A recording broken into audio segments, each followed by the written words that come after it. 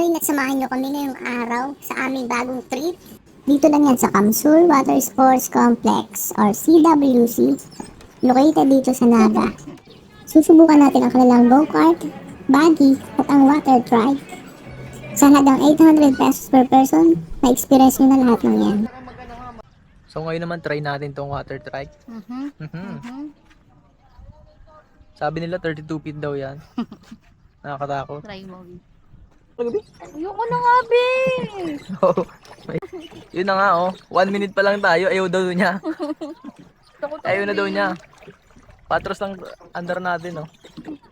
Ayoko, be. Baka bigla tayong mag-ganon, oh. Patros na po kami. Oo. Siyempre pagbigyan natin. Hindi doon daw, oh. Pilit. Okay lang. Ayaw daw niya. Ayaw. 32 feet daw yun, oh. Bigay ko kung tabi.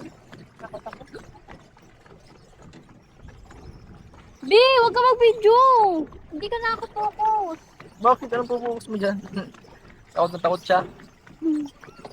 Siyempre, tatry din natin itong kanilang buggy. Tig-isa sana kami dito ng ATV, ngunit ayaw ng aking partner. Gusto niya angkas lang kasi safe daw pag ako lagi ang driver. Pero syempre, papayag ba ako na hindi niya ma-experience kung gaano kasaya ang pagdadrive ito? Kaya papag-drive din natin siya mamaya. Look at my driver. Focus ang aking driver.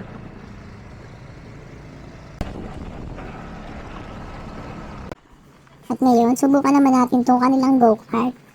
Tamang padyak-padyak ka lang sa gilid habang nakikita ang napakagandang tanawin.